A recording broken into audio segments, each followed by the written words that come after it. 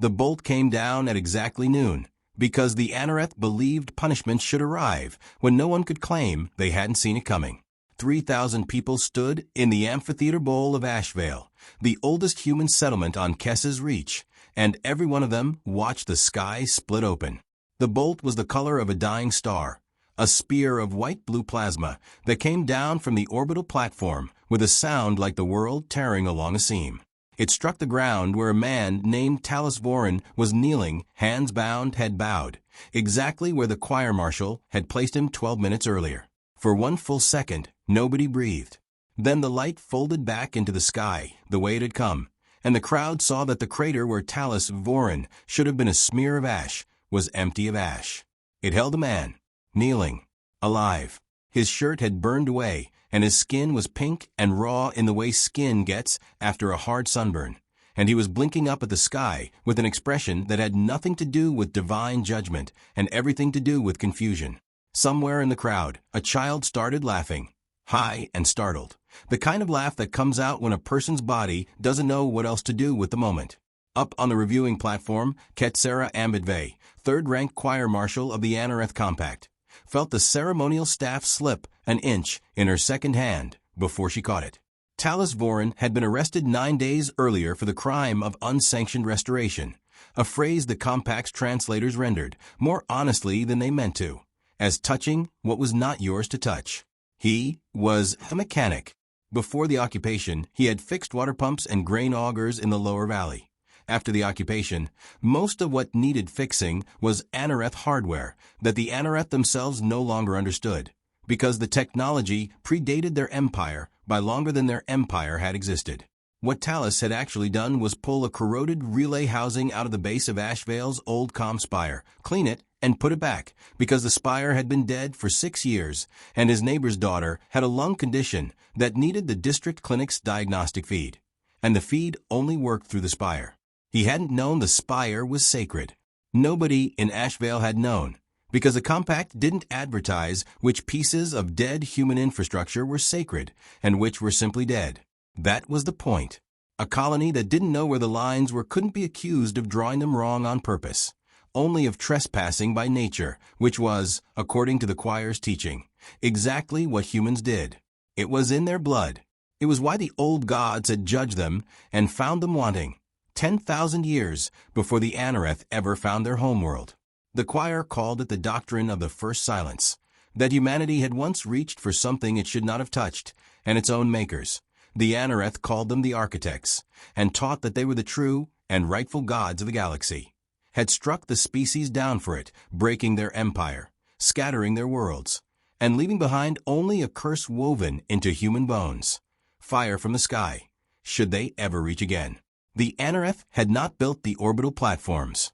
They had found them, along with every other piece of the old network, drifting derelict around 100 systems, and they had spent 400 years teaching the descendants of the people who built them that they were an alien and inferior race, kept safe from their own ambition only by Anoreth stewardship and Anoreth mercy. It was a good religion, as these things went. It required no faith from the rulers, only from the ruled. The choir marshals didn't need to believe the architects were gods. They only needed the strikes to keep landing, and the ash to keep falling, and the humans to keep believing that the sky itself had judged them unworthy. For 400 years, it had worked perfectly. The strikes never missed. The condemned never survived. The lesson never had to be taught twice to the same colony. Ketsera had ordered 11 such strikes in her career. She had never once, before that noon, needed to consider what the ceremony would look like if the fire simply declined to burn. Selen Vorin was 11 rows back, close enough to see her brother's face when the light came down and close enough, an instant later, to see it when the light pulled away and he was still wearing it. She would spend the rest of her life trying to describe that second to people who hadn't been there, and she would never manage it, because there wasn't a human word built for watching your brother survive an execution. Grief has words. Relief has words. This was neither or both, arriving at the same time from opposite directions and colliding somewhere behind her ribs. What she noticed in the actual moment was smaller than any of that. She noticed that Talus's boots hadn't burned. scorched at the edges, blackened where the plasma had licked past them, but not consumed, and neither were his hands, still bound in front of him in a restraint of woven anoreth cable that should have slagged to nothing in that heat and instead sat there, intact, faintly smoking, still tied. The fire had taken the air around him and left him exactly as he'd been kneeling. Selen was not a scientist. She had never had cause to be. But she had grown up around machines the way every Ashevale kid had, patching solar cells and re-gapping engine plugs with her father before the occupation took the trade licenses away. And she knew, the way you know a smell before you can name it, that what she just watched wasn't a miracle. It was a setting. Something had been dialed. Something had been told, a very long time ago, not to touch what it had just touched. She looked up at the reviewing platform, at the choir marshal standing very still with her staff at an angle it hadn't been at a moment before, and Selen understood, before she understood anything else about what was coming, that the alien woman up there had just watched something break that wasn't supposed to be capable of breaking. Ketsera Ambidve had been raised inside the choir the way a fish is raised inside water, without ever needing to be told it was there. Her mother had been a second reader. Her grandmother had stood on a reviewing platform very like this one, on a colony very like this one, and had never once needed to explain to a crowd why the fire fell where it fell, because the fire had never needed explaining. It simply worked. It had worked for 4 centuries on 9 worlds, across every human settlement the Compact had ever pacified, and the working of it was the entire architecture Ketsera's life stood on. She did not, in the first several seconds, think the word lie. Her mind reached instead for every explanation that let the architecture stay standing. A misalignment in the platform's targeting array, a void in the weapons field, some freak cancellation of forces that would resolve itself the instant the engineers ran a diagnostic. A test, though she herself had ordered the strike, so a test by whom, she couldn't have said, except that by whom was already the wrong question, because the true answer was arriving underneath the wrong ones, patient and enormous, and she was not ready for it. The crowd was not applauding. The crowd was not attacking the platform either. They were doing something Ketsera had never seen a subject population do at a strike ceremony. They were looking at her. 3,000 human faces, turned up toward the reviewing platform, waiting, not for mercy, not for an order, waiting to see what she would do now that the lesson she'd come to teach had refused to happen. She raised a hand.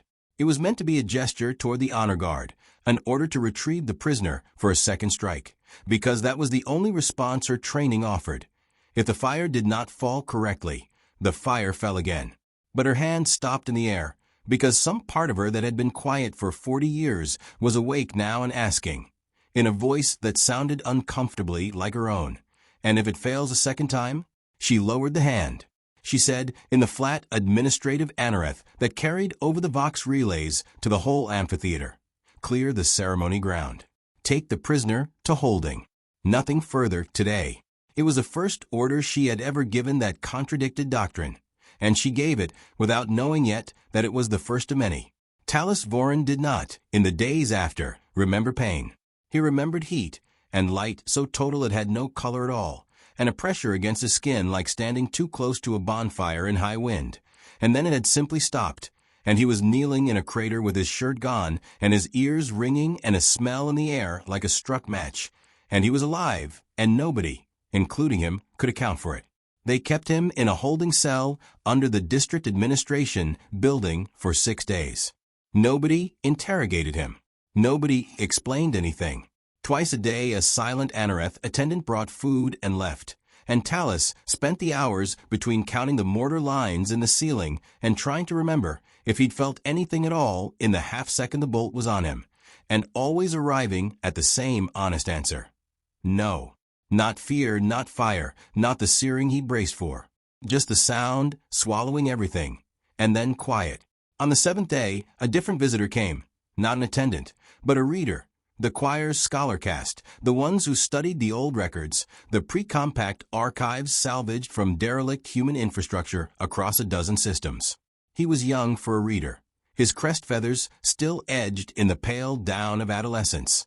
And he did not sit. And he did not perform the ritual disdain Talus had come to expect from every anoreth he'd ever dealt with. He stood at the cell door with a data slate held against his chest like something he was afraid of dropping, and he asked, without preamble, "What is your bloodline registry number?" Tallis didn't have one memorized. Nobody did. It was a 9-digit string stamped into every human's colonial documentation and never once referenced in daily life. But he gave the young reader the access code to pull instead, mostly because refusing seemed like more effort than it was worth. The reader ran it against something on his slate. His feathers, Tallis noticed, had gone very still, the way a bird goes still right before it either flies or freezes. "Your line traces to the Kess's Reach founding manifest," the reader said. "Third ship. Engineering crew." "My family's been here since the landing?" "Yeah," Tallis said. "Everybody's family has."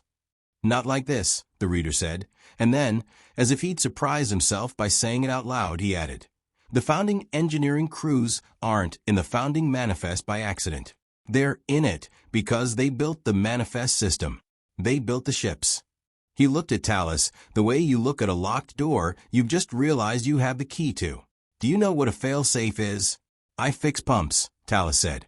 "Not spaceships. It's a piece of system that only exists to stop the system from destroying the thing it was built to protect," the reader said. "Even after everyone who built it forgets it's there." He glanced once down the corridor, then back. "I have to go. I shouldn't have come.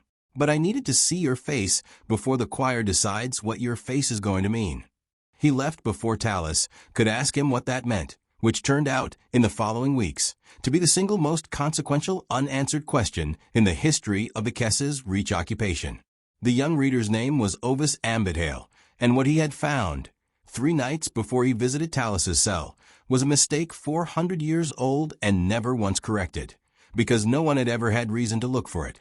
The Anoreth archives, the ones inherited wholesale from the derelict pre-compact human network, translated badly, cataloged worse, and mined for 4 centuries almost exclusively for weapon specifications and administrative templates, contained, buried in an engineering appendix nobody had ever flagged as doctrinal, a targeting exclusion registry for what the old records called the Continuity Ordnance Network. Ovis had gone looking for something else entirely, a maintenance log, part of routine work cataloging pre-compact hardware for a report no one would ever read. What he found instead was a registry of genetic markers, millions of entries, cross-referenced against a species designation that the translation engine, 400 years out of date, never updated. Because updating it would have meant admitting the original translators might have gotten something wrong, rendered simply as builder class, protected. The orbital platforms were never built to punish humanity. They had been built by humanity, in an era so far back that the founding manifest crews were themselves late arrivals to a civilization already old, and they had been built with a targeting exclusion baked into their weapons architecture at the deepest level available to the system, a species-wide, tamper-resistant lock that prevented the platforms from ever discharging lethal force against anyone carrying the builder-class genetic marker. In other words, the guns had never been able to kill their makers. Not as an act of mercy, as an act of engineering. A civilization that builds planet-cracking weapons and hands them to automated orbital watchdogs does not do so without making very sure the watchdogs can never turn on the hand that built them. The Anoreth had found the network derelict, had found humans living beneath it in scattered, wounded colonies with no memory of what they'd once been, and had made, whether through ignorance, convenience, or a choice made once by someone in power who benefited enormously from a mistake and never corrected, the single most consequential error in the Compact's history. They had mistaken a fail-safe for a leash. They had mistaken protected for cursed. Every strike that had ever succeeded, in 400 years of occupation, had succeeded only because the condemned had never carried a strong enough concentration of the marker. Mixed lineages, generations removed from a founding crews, diluted by 4 centuries of a colonial population that had, in the Compact's telling, always been one undifferentiated mass of the same doomed species. The choir had never bothered to distinguish between human bloodlines, because the doctrine required that all humans be equally cursed. It had simply never occurred to anyone that some bloodlines might be less diluted than others, or that a founding crew engineering line married generation after generation, mostly within its own tight-knit trade. The way trade families do, out of habit and convenience more than any plan, might still be carrying enough of a 400-year-old genetic marker to trip a fail-safe nobody in the compact had ever known existed. Talis Voren wasn't chosen by his gods. He'd simply never been meant to be killable in the first place.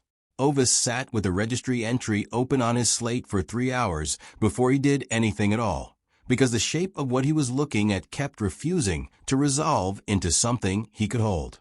If the marker was real, and the cross-reference was too precise, too structurally embedded, to be an error in translation, then the entire architecture of the doctrine of the first silence was not a religion built on a misunderstanding. It was a religion built, at some point, by someone who had understood exactly what the registry meant and chosen to bury it, because a subject species that believed itself divinely cursed was so much easier to govern than a subject species that knew it held, somewhere in its blood, the master key to its own occupier's arsenal. Word does not stay contained inside an occupied colony, not when 3,000 witnesses have already told their own version of it to every relay and message runner in the district. Within a week, Ashvale's story, the man who stood in the fire and walked out of it, had reached 4 other human settlements on Kessa's reach, and within a month it had reached the orbital administrative seat, where it landed on desks that had spent 4 centuries never needing to think about whether the doctrine was true. Ketsera requested, formally, a second reader review of the strike telemetry.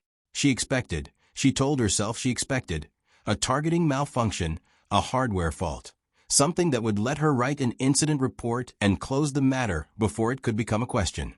Ovis Ambidhale was assigned to the review, because he was junior, because the senior readers had learned, in 400 years of institutional comfort, to be extremely good at not looking directly at things. He gave her the registry entry, instead of the malfunction report she wanted. What followed inside the choir was not a single crack. It was a slow fracture along lines that had, in truth, existed for a long time without anyone naming them. The difference between those who administered the doctrine because they believed it, and those who administered it because it worked. The believers, faced with the registry, did what believers under threat usually do.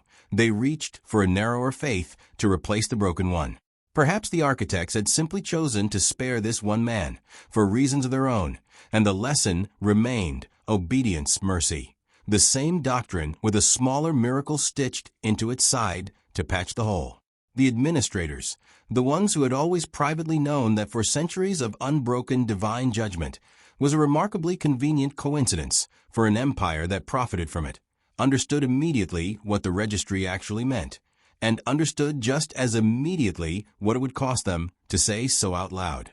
Ketsera found herself, for the first time in a 40-year career, unable to choose either camp. She went to see Talis Voren again, her 4th visit, though she would only afterward count them and realize the number. And this time she did not stand at the cell door with a staff of office between them. She sat on the floor on the human side of the bars because there was nowhere else to sit, and she asked him, in halting trade pidgin, because she would not use the Vox translator for this, whether he had known. Known what? Talis said. That I wouldn't die? No. I figured I would. I was ready to. He looked at her for a while.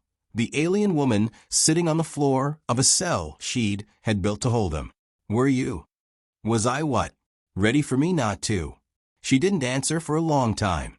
When she did, it wasn't really an answer, just the truest thing she had left. I ordered 11 strikes in my career, she said. I never once wondered what they were for, only whether I'd carried them out correctly. That's not nothing, Talis said. Wondering now. It is 400 years too late to be nothing, she said, but something in her voice had already started to bend toward the shape of a different question, and Talis, who had spent 9 days expecting to die, and 6 more not understanding why he hadn't, recognized it, because it was the same shape the question had taken inside him. Not what do I believe now, but what do I do, now that I can't believe what I did before. The compact did not fall in a season, and it did not fall because of a single man in a crater, however good a story that made. Empires built on 400 years of doctrine do not dissolve because one registry entry surfaces in one district archive. What actually happened was slower, and in its way, more dangerous to the Anoreth than any single revolt could have been. The story spread. And with it spread a very specific, very practical piece of information, that the platforms could be tested, that bloodline mattered, that the founding trade families, the ones who had married close and kept old habits out of nothing more than convenience, were disproportionately, unpredictably immune to weapons and empire, had spent for centuries teaching an entire species to fear as absolute. You cannot govern through absolute fear once the people you're governing know the fear has exceptions, and worse, don't know which of them qualifies for one. Every strike ordered after Ashvale carried, for the choir, a live and unerasable question. What if this one survives too? An orbital platform that might refuse to fire is not a tool of order. It is a coin flip broadcast to every colony watching, and coin flips do not inspire obedience. They inspire people to start looking for the rules. Selin Voren, who had watched her brother kneel in a crater and stand up out of it, became one of the people who looked. She was not a reader, and she was not a soldier. She was a mechanic's daughter with a talent for finding patterns in systems nobody had bothered to document properly. And over the following 2 years she built, out of salvaged registry fragments and interviews with old trade families across 4 colonies, something the Anoreth Compact had never once compiled in 4 centuries of rule. An actual map of who, among the occupied, still carried enough of the old builder class marker to matter, and which pieces of sacred pre-compact hardware those bloodlines could touch without the sky answering back. It was not a weapon, what she built. It was a genealogy, but a genealogy that tells an occupied people which of their own hands can safely rebuild a dead comm spire, or a dead reactor, or a dead ship is very close to being a weapon anyway, and the Compact understood that better than anyone, which is exactly why it took them 400 years to notice they'd left the key sitting in an unindexed engineering appendix the whole time. Ketsera Ambidve did not defect, not in the way the stories that got told afterward liked to simplify it into.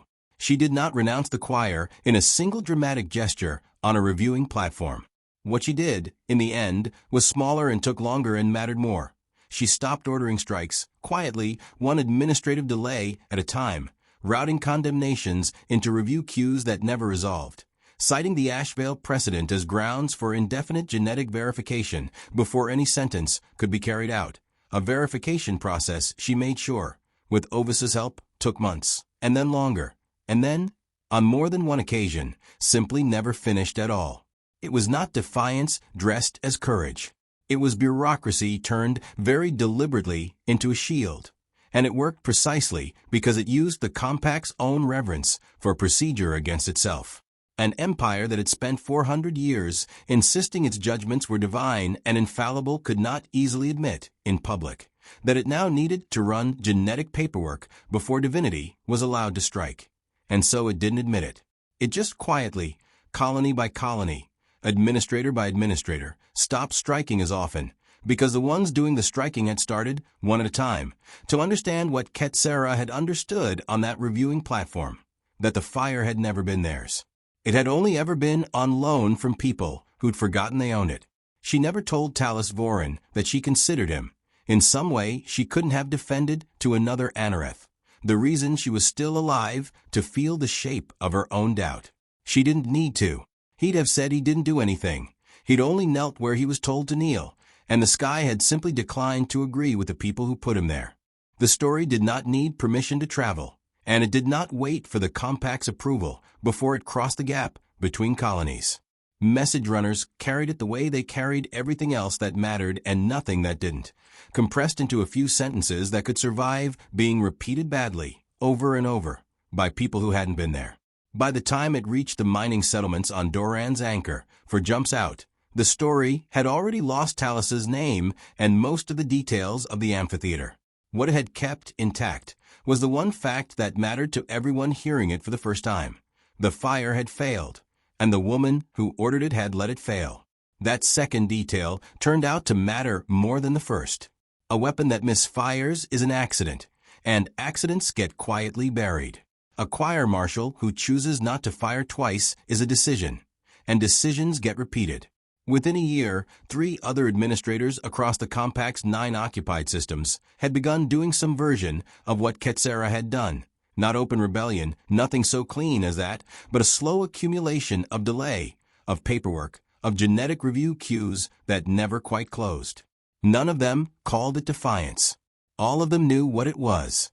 The compact central choir, seated on the administrative homeworld and several months removed from any single colony's daily reality, did what old institutions do when the ground shifts under a doctrine they can't afford to lose. It commissioned a study.